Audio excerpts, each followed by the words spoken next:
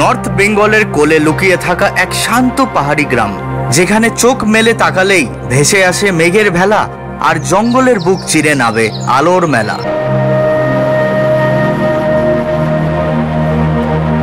কুয়াশায় ঢেকে থাকা এক সরু পথ আর সবুজের ভাঁজে লুকিয়ে থাকা পরিশ্রমের গল্প, যেখানে সময় থেমে যায় আর আকাশ ভরিয়ে দেয় প্রার্থনার সুরে। সবুজে মোড়ানো এই পাহাড়ি স্বর্গ ছুতেই মন ভেসে ওঠে শান্তির আবেশে। তখনই ঝর্ণা আর নদীর স্রোতে তৈরি হয় এক স্বপ্নময় জগতে। ছোট্ট ঘরে আলো পড়ে, জীবন যেন ধীরে চলে।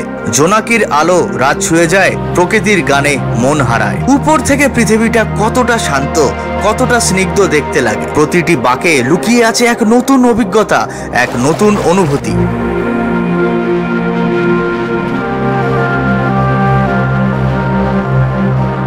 এবার ক্রসিং রুটস নিয়ে আসে আপনাদের জন্য শিটংয়ের গল্প, যেখানে নেই শহরের কোলাহল, নেই ইট পাথরের নাম, আছে শুধু কুয়াশার চাদর আর এক টুকরো গ্রাম।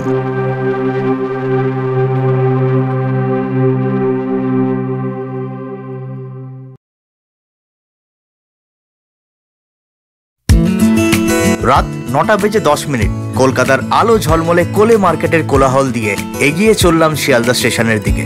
কলকাতা তখনও জেগে আছে। কখনো হাতে মাখানো ময়দায় ফুলকো রুটি বানানোর তাড়াহুড়া চলছে, আবার কেউ বানাতে ব্যস্ত মশলাদার ডিম তড়কা। এরই মধ্যে কাদামাখা রাস্তা পেরিয়ে এসে পৌঁছলাম শিয়ালদা স্টেশনে। স্টেশনের আলো আধারি ভিড়ের মাঝখানে প্ল্যাটফর্ম নম্বর 12-তে দাঁড়িয়ে আছে একটা টাইম মেশিন, দার্জিলিং মেল, যেটা আমাকে শহরের কোলাহল থেকে নিয়ে যাবে এক পাহাড়ি গ্রামের নিঃশব্দ জাদুতে। সময় তখন 10:15। ট্রেনের চাকা গড়াতে শুরু করলো তার গন্তব্য নিউ জলপাইগুড়ি স্টেশনের উদ্দেশ্যে। আর ঠিক তখনই শুরু হলো ঝমঝমিয়ে বৃষ্টি। গেটের বাইরে দাঁড়িয়ে বৃষ্টির ছাটে ভিজতে ভিজতে হারিয়ে যাচ্ছি এক নতুন অভিজ্ঞতার দিকে। ট্রেনের ভেতরে দারুণ এসিড ঠান্ডা হাওয়া, মিও আমারে থেকে কেনা চিকেন ইন্টারনেট এবং মোবাইল ফোনে স্পেশাল অপসের উত্তেজনাপূর্ণ পর্ব দেখতে দেখতে আমাদের ট্রেন ছুটে চলেছে এক ঘুমন্ত পথের দিকে। এইসব মুহূর্তের শেষে হালকা ক্লান্তি আর ঠান্ডা হাওয়ার মাঝখানে চোখ বুজে শুয়ে পড়লাম আমার বাড়িতে।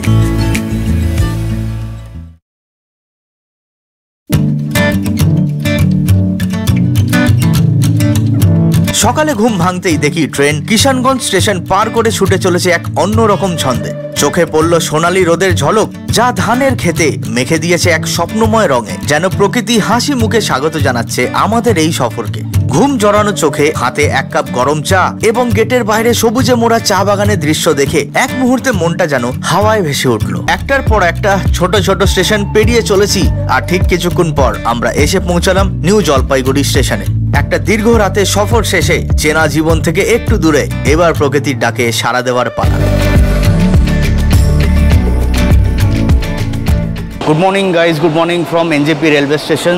আমাদের ট্রেন পৌঁছানোর কথা ছিল সকাল 7:50, কিন্তু প্রায় 15 মিনিট মতন ডিলে ছিল। আজকে আমাদের গন্তব্য হচ্ছে শিটং, ওখানে ঘুরবো, সাইট সিন করবো। তো আপাতত এখন রেলওয়ে স্টেশন থেকে বেরিয়ে যাচ্ছি সামনের পার্কিং লটে। পিঠে ঝোলানো দুটো ভারী ব্যাগ এবং হাতে ক্যামেরা নিয়ে ধীরে ধীরে এগিয়ে চললাম এনজেপি স্টেশনের পার্কিং লটের দিকে। এসে পৌঁছালাম এনজেপি রেলওয়ে স্টেশনের পার্কিং লটে। এখানে দাঁড়ালেই চোখে পড়বে দার্জিলিং, কালিম্পং, কার্শিয়াং এর মতো পাহাড়ি গন্তব্যে যাওয়ার রিজার্ভ এবং শেয়ার গাড়ি। ভাড়া একদমই পকেট ফ্রেন্ডলি, কিন্তু আমাদের গল্পটা একটু আলাদাই ছিল। আমাদের গাড়ি কিন্তু হোমস্টে থেকে চলে এসছে, হোমস্টেতে বুকিং করে রেখেছিলাম। তো এই গাড়ি করেই আমরা সরাসরি বেরিয়ে যাবো শিটংয়ের দিকে। আমাদেরকে আজকে নিয়ে যাবে শেরপাজি। সময় তখন প্রায় সকাল 8:30। শেরপাজির গাড়িতে উঠে রওনা দিলাম আমাদের গন্তব্য শিটংয়ের পথে। এনজেপি থেকে শিটংয়ের দূরত্ব 45 কিলোমিটার, সময় নেবে প্রায় 2 ঘন্টা। এনজেপি রেলওয়ে স্টেশন থেকে শিটং যদি সরাসরি গাড়িতে আসতে চান, তাহলে বড় গাড়ি যেরকম বোলেরো, ইন্ডিকা, সুমো, এই সমস্ত ভাড়া পড়বে 3,500 টাকা।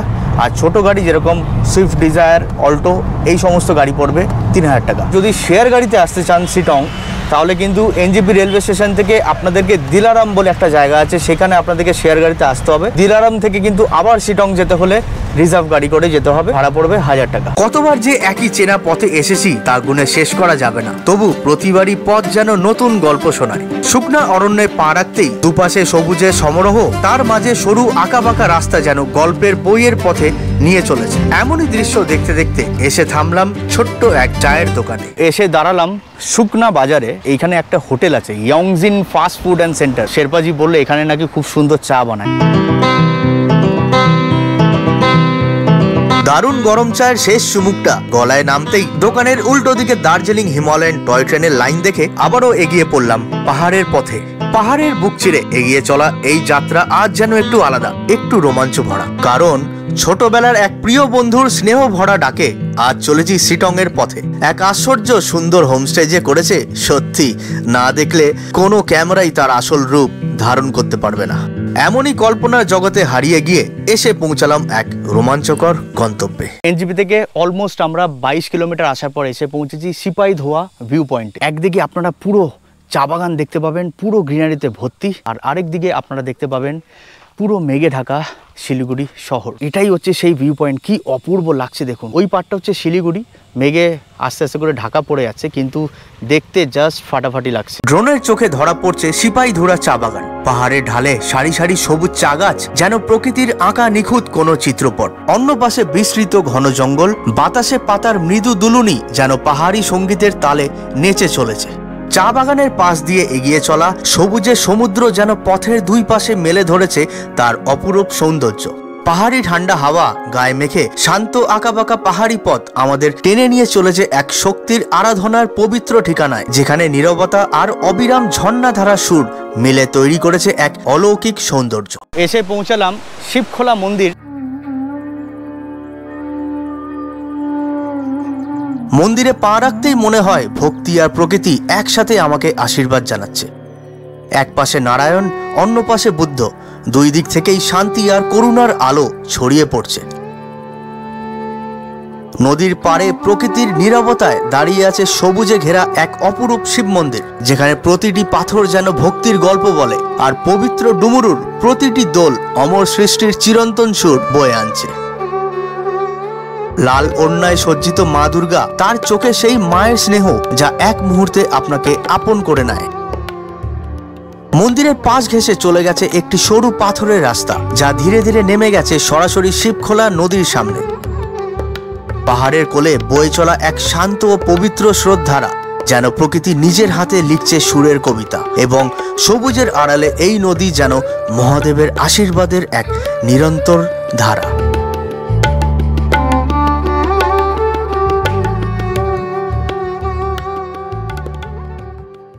দারুণ লোকেশনে কিন্তু রয়েছে এই শিব মন্দির। প্রচুর শান্তি নিরিবিলি জায়গা। আপনারা যদি শিটং আসছেন অবশ্যই কিন্তু এই মন্দির ভিজিট করে যাবেন, মনে প্রচুর শান্তি পাবেন। শিব মন্দিরের আশীর্বাদ মাথায় নিয়ে আবারও এগিয়ে চললাম, এবার প্রকৃতিকে আরো কাছে থেকে জানার জন্যে।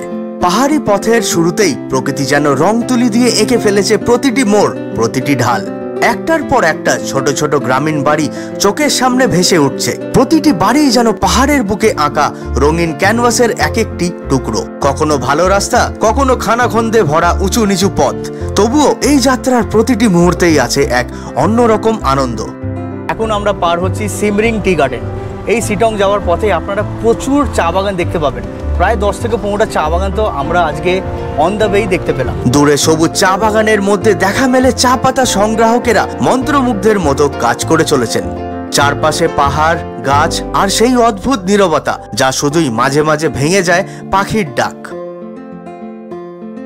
এমনই সব দৃশ্যর মাঝ দিয়ে ধীরে ধীরে আমরা পৌঁছে যাচ্ছি এক স্বপ্নময় মেঘে ঢাকা গ্রামীণ পরিবেশে। তো এসে পৌঁছালাম শিটং এর সব থেকে ফেমাস টি গার্ডেন, সেটা হচ্ছে মালদিরাম টি গার্ডেন। এখানে আকাশ যেন হাত বাড়ালেই ছোঁয়া যায়, মেঘে এসে জড়িয়ে ধরে গাল, আর পাহাড়ের কোল জুড়ে ছড়িয়ে থাকে সেই অপূর্ব সাদা চাদর। পুরো সবুজ কার্পেটের মতো কিন্তু ছড়িয়ে রয়েছে আমাদের এই মালদিরাম টি গার্ডেন। পাহাড়ের ঢাল জুড়ে সাজানো এই সবুজ কার্পেট যেন প্রকৃতির হাতে আঁকা এক অপূর্ব ছবি।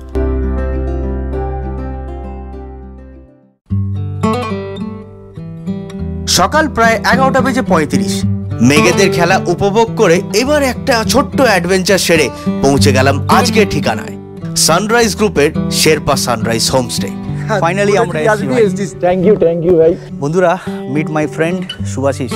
ছোটবেলায় আমরা একসাথে ক্রিকেট খেলেছি, আর চায়ের দোকানে ও কিন্তু একটা কথা দিয়েছিল, সেই কথাটা কিন্তু আজ পূরণ করেছে। কি ঠিক তো? আমি হোমস্টে করবো বলেছিলাম, নিজের পাহাড়ে বাড়ি করবো বলেছিলাম, করেছি। ও যেখানেই আমরা ক্রিকেট খেলতে যেতাম সন্ধ্যেবেলা হতে চায়ের দোকান আমাকে একটাই কথা বলতো, জানিস আমার না পাহাড় যেতে ইচ্ছে করছে আর আমার পাহাড়ে একটা বাড়ি করতে ইচ্ছে করছে। আজ কিন্তু সে সেই হোমস্টেটা কিন্তু করেছে। এক বন্ধু দেখা মিলল আর সেই মুহূর্তে গড়ে উঠলো আরো নতুন বন্ধুত্বের গল্প। হোমস্টের বৌদ্ধ ধর্মের প্রথা অনুযায়ী আমাদের স্বাগত জানানো হলো উত্তরীয় পরিয়ে। চলুন আপনাদেরকে এবার হোমস্টে ট্যুরটা করিয়ে দিই। হোমস্টেতে ঢুকতেই চোখে পড়ল এক শান্ত এবং শান্তিময় বুদ্ধ মূর্তি, যেন প্রতিটি অতিথিকে স্বাগত জানাচ্ছে। সামনের দিকে দেখা গেল সুন্দরভাবে সাজানো একটি লন আর একটি দোলনা। সিঁড়ি দিয়ে ধীরে ধীরে উঠে গেলাম আমার রুমের দিকে, হোমস্টের একদম টপ ফ্লোরে। রুমে ঢুকতেই দেখতে পেয়ে যাবেন একটি সিঙ্গেল বেড আর অন্য পাশে একটি ডাবল বেড, সঙ্গে রয়েছে নরম কম্বল ও টাওয়েল। রয়েছে একটা ছোট্ট আয়না, দুটো টি টেবিল এবং একটা ইলেকট্রিক কেটেল। ওয়াশরুমের দরজা খুলতেই দেখতে পাবেন ওয়েস্টার্ন কমোড, গিজার, আয়না এবং বেসিন। যেটা সব থেকে ভালো লেগেছে আমার এই রুমে, এটা হচ্ছে এখানকার ভিউ। রুমের জানলা থেকেই কিন্তু আপনারা এরকম একটা সুন্দর বিউটিফুল ভিউ আপনারা দেখতে পেয়ে যাবেন।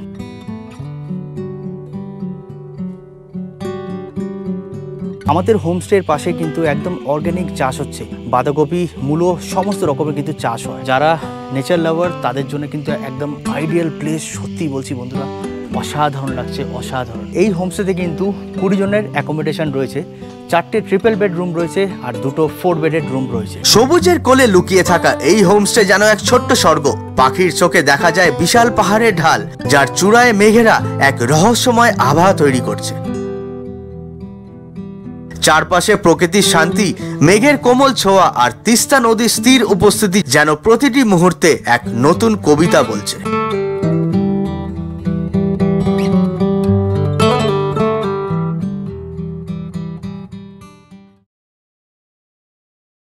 দুপুর প্রায় 2:10।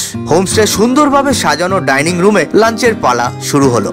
সাজানো কাঁসার থালায় রাখা খাবারের সুগন্ধ আর পাহাড়ি হাওয়ার সাথে এই লাঞ্চ যেন আলাদা স্বাদই এনে দিল।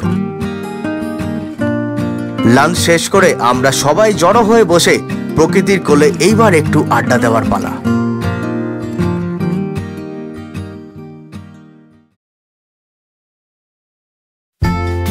সন্ধ্যা নামতেই আমাদের হোমস্টে আলোকিত হয়ে উঠল। হালকা বাতাসে ছড়িয়ে থাকা আলো যেন পুরো পরিবেশকে আরো স্বপ্নময় করে তুলল। কিছুক্ষণের মধ্যেই চলে এলো আমাদের ইভিনিং স্ন্যাক্স, গরম গরম পকোড়া সাথে গরম চা। ব্যালকনিতে বসে শান্ত পরিবেশে মেঘেদের খেলা উপভোগ করতে করতে সময়ের হিসেব যেন ভুলেই গেলাম। ইভিনিং স্ন্যাক্স শেষ হতেই বেশি সময় নিলাম না আজকের ডিনার সেরে ফেলতে। সারাদিনের ক্লান্তি যেন এই মুহূর্তেই ঝরে পড়ল।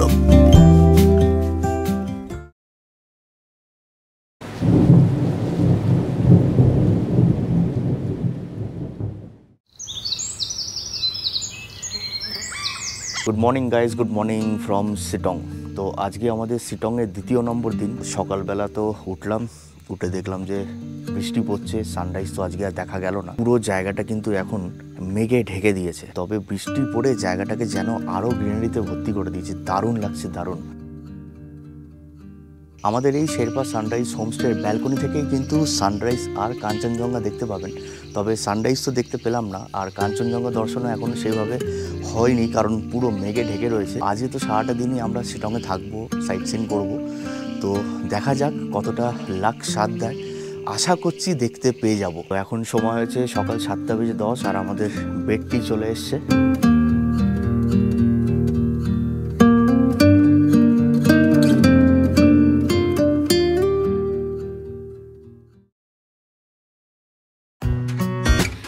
সকাল 9:10। ব্রেকফাস্টে লুচি এবং ছোলার তরকারি খেয়ে এইবার একসাথে সব বন্ধুরা মিলে বেরিয়ে পড়লাম আজকের শিটং অভিযানে। কুয়াশায় ঢাকা পাহাড়ি ছোট্ট পথ ধরে আমাদের গাড়ি ধীরে ধীরে এগোচ্ছে। এই সকাল যেন এক নতুন জাদুর আবরণ টেনে এনেছে। বন্ধুদের হাসি ভরে গাড়ি, গান বাজে একরাশ রঙে, আকাশ মেঘেদের খেলা দেখায়, সময় থেমে আছে পথের ধারে।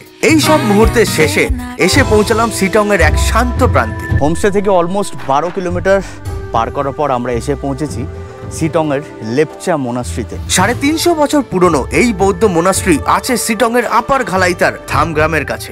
মঠের নাম হলো আপার ঘালাইতার লঙ্ঘ লেপচা বৌদ্ধ মঠ। মাটির এবং বাঁশের তৈরি ছোট্ট এই মঠটি বাইরে থেকে সাধারণ মনে হলেও এর মধ্যে লুকোনো শান্তি এবং ইতিহাস সত্যি অসাধারণ। बुद्धिस्ट का वो छोटेन बोलता है, इसको बनाने के टाइम में इसको भीतर में पूरा हम लोग सोंग बोलता है, बहुत सारा सामान ये नीचे में डाल के इसको बनाता है। এটি সিটংয়ের একমাত্র মঠ যা লেপচা বৌদ্ধ সম্প্রদায় পরিচালনা করে। প্রকৃতির কোলে এই শান্ত জায়গাটি মনে করিয়ে দেয় ইতিহাস, আধ্যাত্মিকতা এবং প্রকৃতির সুন্দর মিল। পরিষ্কার দিনে দেখা যায় কাঞ্চনজঙ্ঘা শীতল শীর্ষ। মজার ব্যাপার হলো মঠটি আগে লেপচা রানী মহলের দ্বারা ব্যবহার করা হতো, পরে এটি বৌদ্ধ মঠে রূপান্তরিত হয়। লেপচা মনাস্ট্রি দেখার পর আমরা পায়ে হেঁটে উঠলাম এক দারুণ ভিউ পয়েন্টের দিকে। দেখতে গেলে আমি কিন্তু এখন লোয়ার সিটংয়ে রয়েছি, আর আমাদের হোমস্টেটা রয়েছে কিন্তু সিটং 2-তে। প্রকৃতির সৌন্দর্য এখানে যেন এক নতুন জগৎ খুলে দেয়। সবুজ চা বাগান, পাহাড়ের ঢাল ধরে মেঘের দল ঢেউ খেলছে। এই শান্তি আর আনন্দের অনুভূতি সত্যিই অসাধারণ, যেখানে পাহাড়, বাগান আর আকাশ একসাথে মিশে গেছে।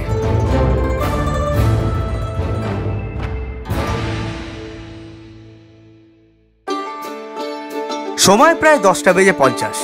লেপচা মঠ ঘুরে দেখে রোদ ঝলমলে নীল আকাশের সঙ্গে মিশে এইবার রওনা হলাম সিটংয়ের বিখ্যাত আরেক শান্ত এবং মনোমুগ্ধকর প্রাকৃতিক কোণে। আই লাভ সিটং আর লেপচা মোনাস্ট্রি দেখার পর আমরা এখন এসে পৌঁছেছি নামথিং পোখরি। পৌঁছতেই চোখে পড়ল এক হনুমান মূর্তি।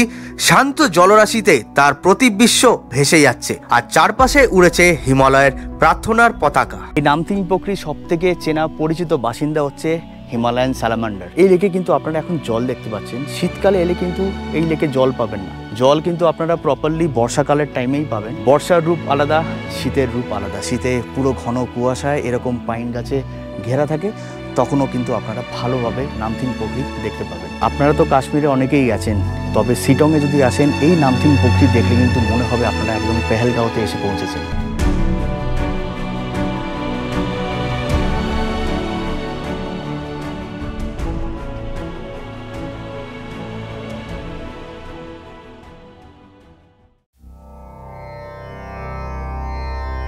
জলাশয়ের ধারে একটি সংকীর্ণ পথ হারিয়ে গেছে পাইন জঙ্গলের মধ্যে, আর সেই পথ ধীরে ধীরে নিয়ে যায় এক শিব মন্দিরের দিকে।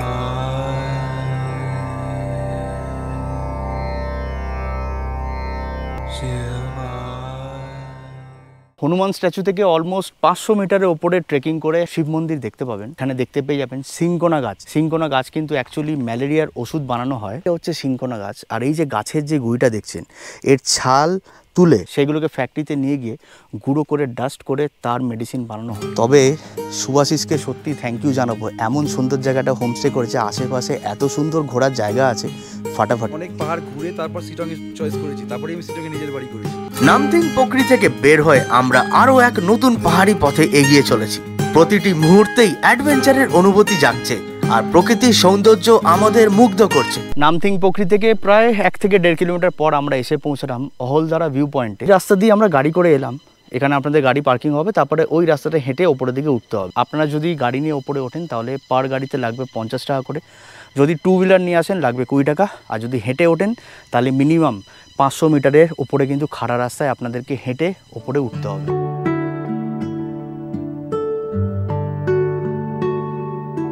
এই অহলদারা ভিউ পয়েন্টের ওপরে কিন্তু আরেকটা টিকিট কাউন্টার হয়েছে, যেখানে আপনাদেরকে 20 টাকা করে আবার টিকিট কাটতে হবে। এই টিকিট কাউন্টারটা আগে ছিল না, এই রিসেন্ট 1 মাস হয়েছে এটা খুলেছে। পরিষ্কার দিনে অহলদারা 360 ডিগ্রি ভিউ পয়েন্ট থেকে সবকিছু দেখতে দারুণ লাগে। দূরে স্লিপিং বুদ্ধার পাহাড়, কাঞ্চনজঙ্ঘার চূড়া আর পূর্ব হিমালয়ের 32টি পর্বত দেখা যায়। তিস্তা নদী শান্তভাবে বয়ে যাচ্ছে। পাহাড়ের ঢালে মনোযোগ দিলে রবীন্দ্রনাথের মুখের ছায়াও চোখে পড়ে। আজ ভিউ পয়েন্টের এসে প্রকৃতির পুরো সৌন্দর্য দেখা গেল না। মেঘেরা চুপচাপ ভেসে এসে সব ঢেকে দিল। তবুও নিচে চা বাগানের শ্রমিকরা মন দিয়ে চা পাতার কাজ চালিয়ে যাচ্ছে। মেঘলা আবহাওয়ায় এই দৃশ্য সত্যিই দারুণ। শান্তি আর সৌন্দর্য একসাথে অনুভূত হচ্ছে। আশিস, খিদে পেয়ে গেল রে। এই তো খেলি ব্রেকফাস্ট। আরে কি এতটা হাঁটলাম, এতটা উঁচুতে এসেছি, খিদে পাবে না? আরে এইটুকুনি হেঁটে বলছে যে কি কতটা উঁচুতে আসলাম, বোঝ, এটা বোঝ একটু, কতটা আসলাম। এর খাওয়া যাচ্ছে না। এমন মেঘলা আবহাওয়ায় পাহাড়ি মোমো আর 1 কাপ গরম চা স্বাদই আলাদা। মোমো পর্ব শেষ করে এইবার এগিয়ে পড়লাম আবারও কিছু অজানা পথের দিকে। তো বন্ধুরা, এই হচ্ছে দেখুন কমলালেবুর গাছ, এখানে সবুজ সবুজ কিন্তু কমলালেবু ফুটে উঠেছে। তো এখন তো অগাস্ট মাস, আপনারা যদি নভেম্বর ডিসেম্বরে আসেন এই সবুজ কমলালেবু কিন্তু পুরো অরেঞ্জ হয়ে উঠবে। মেঘলা চাদরের আড়ালে পাহাড়ি সরু রাস্তা দিয়ে আমরা এসে পৌঁছালাম একটি পুরনো ইতিহাসের সামনে। এই শিটং অঞ্চলের কিন্তু আরেকটা গুরুত্বপূর্ণ ট্যুরিস্ট স্পট হচ্ছে এই যোগীঘাট ব্রিজ। 74 মিটার লম্বা এই সেতু দার্জিলিং, মংপু আর শিটংয়ের মতো জায়গাকে যোগ করে দেয়। এই যোগীঘাট ব্রিজের পাশে কিন্তু একটা পুরনো কাঠের ব্রিজও আপনারা দেখতে পেয়ে যাবেন। শোনা হলো প্রায় 100 থেকে 150 বছরের পুরনো। ব্রিটিশ আমলের টাইমে কিন্তু ব্রিজটা তৈরি করা হয়েছিল। এখন এই ব্রিজ কিন্তু আর ব্যবহার করা হয় না। সেতুর ওপরে দাঁড়ালে রিয়াং নদী, চারপাশে পাহাড় আর রঙিন প্রার্থনার পতাকা দেখেই মন জুড়িয়ে যায়। এক কথায় জায়গাটা কিন্তু একদম সিনিক। শীতকালে কিন্তু অত জল থাকে না, আপনারা কিন্তু ওই বড় বড় বোল্ডারের পাথর ওপরে বসে একটু হালকা জলের মধ্যে পা ভিজিয়ে কিন্তু পিকনিক করতে পারবেন।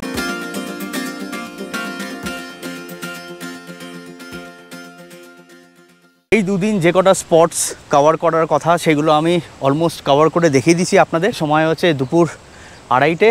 আমরা এবার সরাসরি রওনা দিচ্ছি আমাদের হোমস্টের তরফে। ওপরে যে মেঘে ঢাকা পাহাড় দেখছেন ওইখানে কিন্তু রয়েছে আমাদের হোমস্টে। যোগীঘাট ব্রিজ থেকে আমাদের হোমস্টে গাড়িতে মোটামুটি 1 থেকে 1.5 ঘন্টা। সারাদিনের ক্লান্তি ঝেড়ে ফেলে আমরা ফিরে এলাম আমাদের হোমস্টেতে। ফিরে এসেই সেরে ফেললাম আমাদের লাঞ্চ।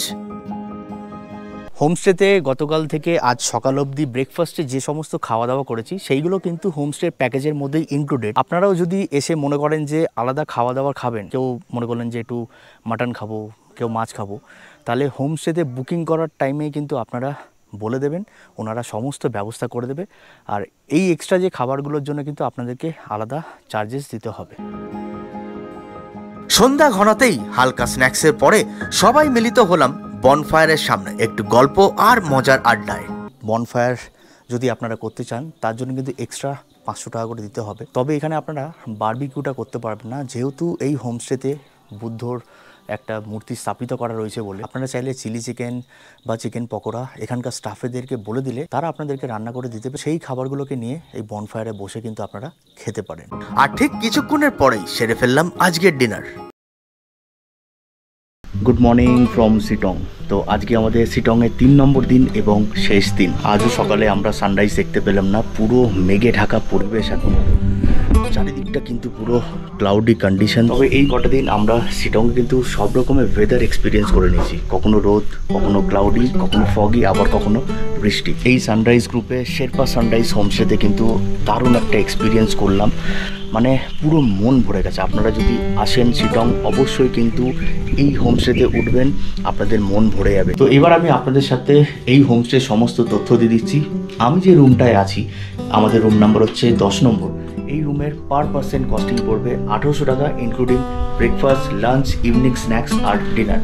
তবে আপনারা যদি আমার ব্লগ দেখে এনাদেরকে কন্ট্যাক্ট করেন তাহলে কিন্তু সরাসরি আপনারা 200 টাকা ডিসকাউন্ট পেয়ে যাবেন। তার জন্যে দেখুন এখানে একটা কোড চলে এসছে এবং ডেসক্রিপশনও কোডটা দিয়ে দিলাম। এই কোডটা আপনারা ইউজ করবেন যখন আপনারা ফোন করে বুকিং করবেন, তখনই কিন্তু আপনারা 200 টাকার ডিসকাউন্ট পেয়ে যাবেন। এই হোমস্টেতে ওয়াইফাই আর কার পার্কিং ফেসিলিটি রয়েছে, আর ওয়াইফাই কানেকশন কিন্তু খুবই ভালো। যারা অফিসে কাজ করছো তারা যদি মনে করো যে 2-3 দিনের জন্য এখানে এসে থাকবে, তাহলে ওয়াইফাই কানেকশন কিন্তু যথেষ্ট ভালোভাবে কিন্তু আপনারা এখানে কাজ করতে পারবেন। খাওয়া দাওয়া এখানকার খুব সুন্দর, খুব ভালো রান্না করে খাইয়েছে এই 2 দিন। এমন নয় যে আমার বন্ধুর হোমস্টে বলে আমি এরকম বলছি, সত্যি বলছি, খুব ভালো রান্না করে খাইয়েছে। একদম ডিসেন্ট খাবার, বাড়ির খাবারের মতনই লাগলো। আপনারা যদি এনজেপি থেকে এই হোমস্টেতে আসতে চান, এখান থেকে কিন্তু গাড়ি প্রোভাইড করে দেবে। তো সেটার জন্য আলাদা একটা চার্জেস লাগে, সেই চার্জেসটা আপনারা ফোন করে নেবেন। ছোটো গাড়ি লাগবে না বড় গাড়ি লাগবে, সেই হিসেবে ওনারা আপনাকে বলে দেবেন। গাড়ির ফেসিলিটি রয়েছে এবং সেই গাড়ি করে কিন্তু আপনারা আশেপাশে সমস্ত সাইট সিনও আপনারা করতে পারবেন। তো এই হচ্ছে শুভাশিস, সত্যি বলছি খুব ভালো লোকেশানে হোমস্টে করেছে। And Shubhashis, thank you for inviting me. মানে তুই যে এত সুন্দর একটা হোমস্টে করবি আমি ভাবতে পারিনি, আর তুই যে ডাকবি আমাকে। আর তুই আবার কবে আসবি বল? তুই যবে ডাকবি আবার আসবি তো? একদম। তবে কিন্তু আবার হাঁটতে হবে। তো ও খুব ভালো ব্লগ করেছে এই আমার যে হোমস্টেটা। একটু প্লিজ যারা আছেন তারা একটু প্লিজ সাবস্ক্রাইব করবেন, অবশ্যই লাইক করবেন।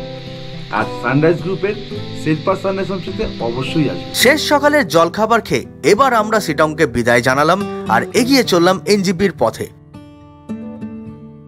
আশা করি এমন দিনগুলো আরো আনন্দে ভরে থাকুক। দেখা হবে আবার নতুন কোনো গল্পের সঙ্গে। ভালো থাকবেন, সুস্থ থাকবেন।